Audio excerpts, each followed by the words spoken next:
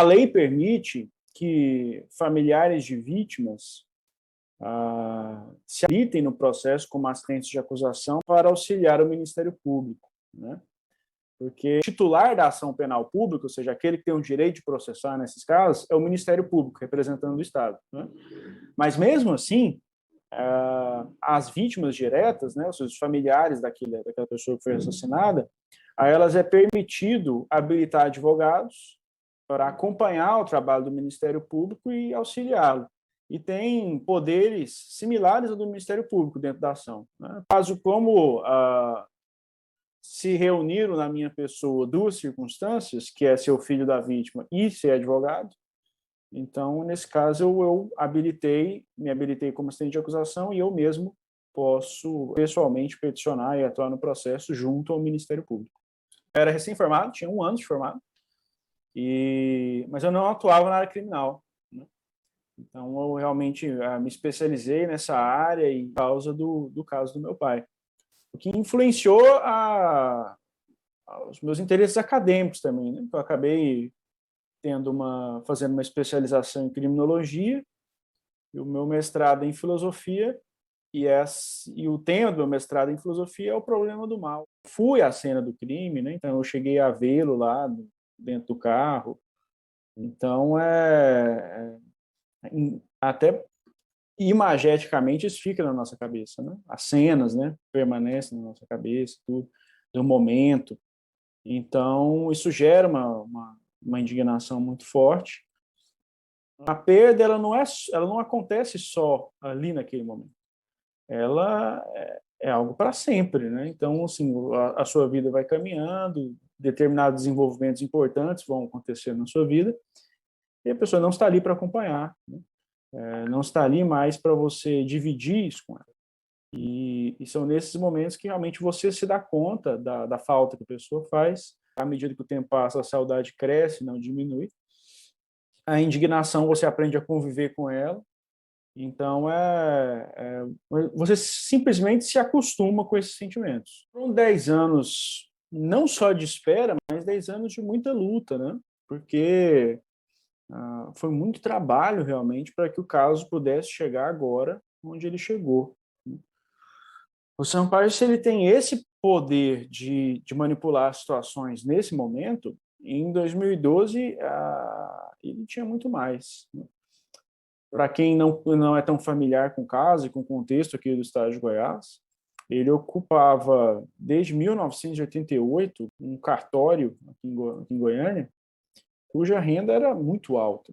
Era aquele tipo de cartório que dava realmente mais de 1 milhão por mês. Então, ou seja, era um homem muito poderoso, não só pela fortuna que amealhou com isso, com o dinheiro dos goianos, né? Porque após o assassinato, nós entramos com uma ação popular questionando a permanência dele nesse cartório, e de fato de lá ele foi removido, né? Não só pelas irregularidades que lá praticava, mas porque ocupava esse cartório há tanto tempo sem concurso público. O executor do crime, né, o acusado de ser o autor dos disparos, policial militar, Ademar Figueiredo, um dos articuladores do sargento Djalma Gomes da Silva. Os dois faziam parte de um destacamento de polícia chamado CME, Comando de Missões Especiais, que é o destacamento mais letal, pode-se dizer assim, da Polícia Militar Goiana. Portanto, era um conjunto de acusados, né, que não eram quaisquer pessoas. Porque eu nem acredito que eles fizeram isso com a intenção de que não soubessem que era eles. Eles fizeram com a intenção de que soubessem sim que era eles, entendeu? Porque o ambiente na época deixava claro o que tinha acontecido, né? Que já era um ambiente muito tenso entre o meu pai e o Maurício Sampaio, em razão das críticas que ele fazia ao Atlético Clube Goianiense. De 2012 até o início de 2013, a gente fez uma movimentação forte mesmo, de protestos, de cobrança da Secretaria de Segurança Pública para que essa investigação chegasse ao fim. Naquela época, capitaneada principalmente pelo meu avô, né, pela forma como ele conseguia mobilizar as pessoas. Tanto que, em fevereiro de 2013, de fato, o inquérito chegou ao fim, né, indiciando 5 pessoas, e a ação penal começou. Eles foram denunciados perante a justiça, e começou uma verdadeira batalha judicial, realmente, né? Em 2014 veio a decisão que mandou eles para júri popular, e aí recorreram até onde puderam, né? Recorreram para o STJ, recorreram para o STF. Depois que acabaram os recursos, um dos réus entrou com incidente de insanidade, alegando doença mental. Isso atrasou tudo por mais um ano, porque a junta médica teve que fazer os exames nele. Concluiu que o réu, foi o da Silva que fez isso, estava simulando doença mental.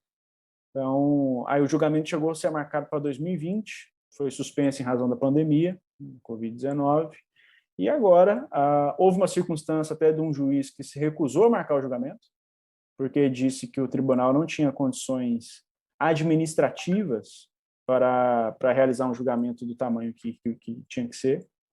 E aí, agora, em 2022, né, a gente finalmente conseguindo marcar as datas, esses expedientes, né, de troca de advogado em cima da hora, de advogado abandonando o plenário, para impedir que a sessão ocorra. Se chamava Rádio Jornal 820, hoje ela é a Rádio Bandeirantes daqui, né? Virou uma afiliada da Rádio Bandeirantes.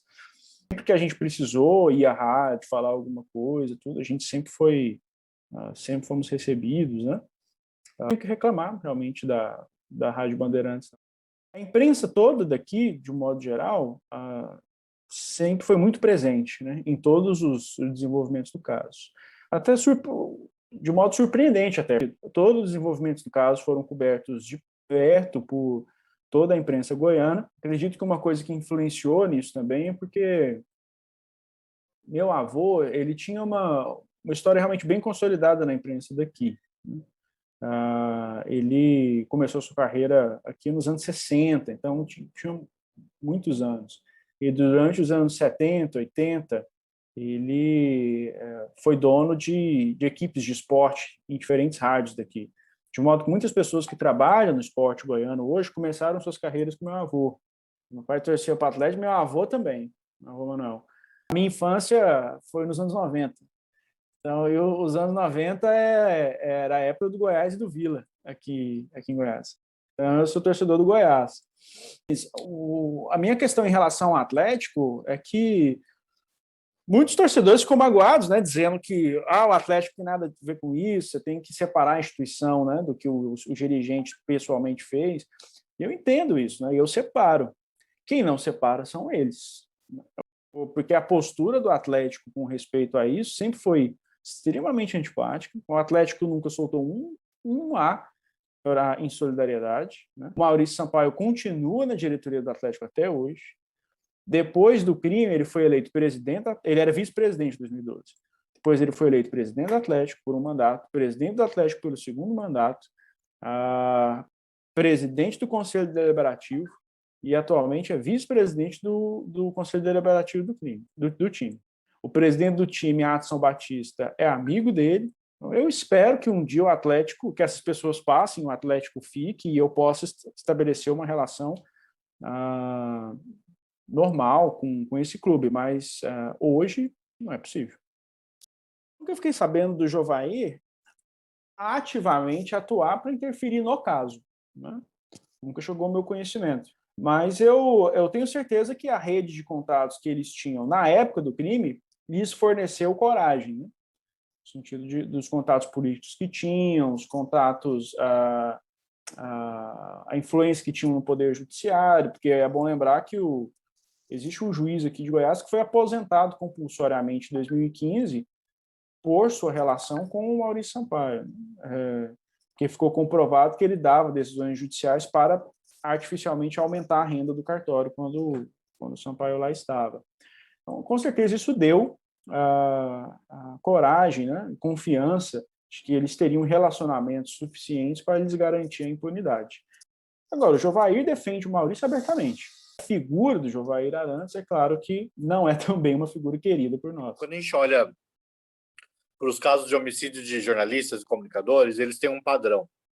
Eles, em geral, seguem tem sempre alguns elementos presentes, né? A gente, alguns anos atrás, analisou de maneira aprofundada 22 assassinatos de jornalistas que aconteceram no Brasil entre 2012 e 2016. Analisando esses casos, o padrão que sai, assim, em quase todos os casos, são casos em que os jornalistas faziam críticas ou denúncias, né, a pessoas poderosas economicamente ou politicamente, e aí, em retaliação, eles sofriam esse ataque, e os assassinatos sempre, né, são executados por intermediários contratados para cometer esse assassinato, afastando o mandante, né, do contexto ali imediato do crime. E geralmente, depois que esse assassinato acontece, demora-se muitos anos para se ter algum tipo de encaminhamento no sistema de justiça, ou não se tem nenhum encaminhamento, né? Então, a gente, desses 22 casos que a gente analisou daquele período de assassinatos, um pouco mais da metade, anos depois, não tinham tido nem mesmo uma ação penal aberta na justiça. Então, esse caso do Valério Luiz, ele é emblemático porque todos esses elementos que são padrão, né, dos assassinatos de jornalistas, eles estão presentes de maneira muito forte nesse caso, e é horrível dizer isso, mas é quase previsível, olhando para todos esses outros casos, a gente imaginar que depois de quase 10 anos, nem mesmo o júri popular, a primeira instância, ainda foi instalado.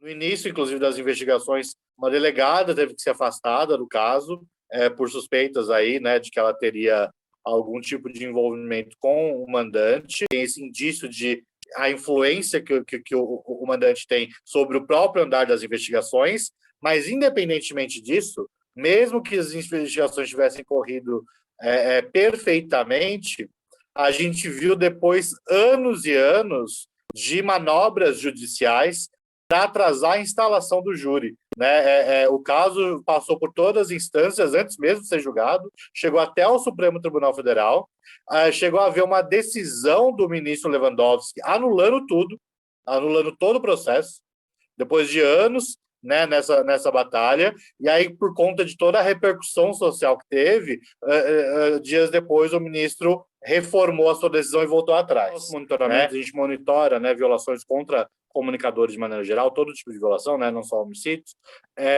e existe uma presença permanente de casos de violação contra jornalistas esportivos, mas não em termos de volume, algo que seja o que pesa mais, ou seja, o tipo de cobertura não é o tipo de cobertura das mais arriscadas, considerando o conjunto de violações. Geralmente, a maior parte das violações que a gente monitora atinge jornalistas que estão cobrindo questões de política ou questões policiais. Existem alguns casos de jornalistas esportivos, existem casos de jornalistas culturais, até de colunistas sociais, mas eles realmente são uma minoria. Então, por isso, a gente não tem um olhar muito específico, muito aprofundado sobre essa dimensão do esporte. O caso, de fato, mais importante que a gente já acompanhou e que se tem notícia no Brasil, né, com esse recorte esportivo, é justamente o caso do Valério. Esse embrincamento, né, de muitos clubes de futebol